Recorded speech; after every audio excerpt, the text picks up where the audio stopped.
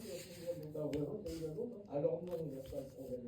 Mais effectivement, toutes les Hidalgo sont pas du tout pareilles. En fait, c'est vraiment, elle fait le pont entre l'ancien Lamborghini et le nouveau. Elle a la même gueule, à peu près, mais il y en a une qui est très vieille et qui est très proche de la Countach, et l'autre qui est très moderne, enfin moderne, et proche de la Murcielago. Là, on ne se rend pas compte, mais la voiture est gigantesque déjà, et la voiture, elle agresse un peu l'œil. Bah, déjà jaune, déjà hyper large, et c'est vachement impressionnant parce qu'en fait, ton habitacle il est tout petit et il est vraiment dans un coin, c'est pas grave, l'habitacle on s'en démerde, mais il y a un véhicule.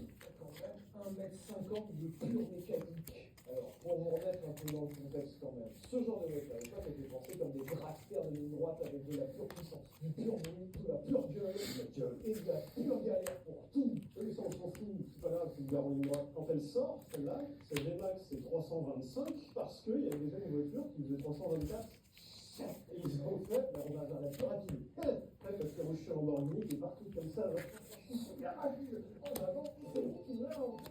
Après, la marque Lamborghini est née sur un concours d'ego. Pour le coup, celle-là, il continue vraiment bien la guerre d'ego. Uniquement pour la clarté. Pour dire, c'est la plus rapide du monde. Elle aurait mis quasiment 3 ans à être battue, par la McLaren F1. Ouais, pas McLaren F1. Elle l'a atomisé, certes. Là, il y a un truc qui me tue. Tesla n'a rien inventé. Les poignées affleurantes existaient déjà. Les portes en élytre, ça marche toujours. Waouh. Ouais. La cathédrale. C'est tellement quand même. Hein. V12 5.7, 500 chevaux, quasiment en position centrale. Donc quand même essayer de coller vraiment là-bas. Ce qui est drôle, c'est que quand même les derniers cylindres sont à moins de 50 cm de ta tête. Dans le cas d'un accident, t'as un véhicule. Bien. C'est le moteur bizarrique, c'est-à-dire le moteur qui a créé Lamborghini. Et c'est un moteur qu'on retrouvera jusque dans la Murcielago dans les années quasiment 2010. C'est-à-dire que ce bloc était aux 2 tiers de sa vie au moment de la Diablo. Et ce moteur remonte en fait dans sa conception des années 60.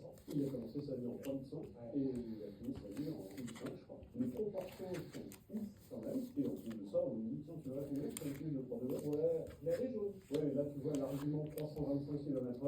Là, plutôt que de me la faire acheter, Aujourd'hui, on est faire. tu prends une Soren d'humidité.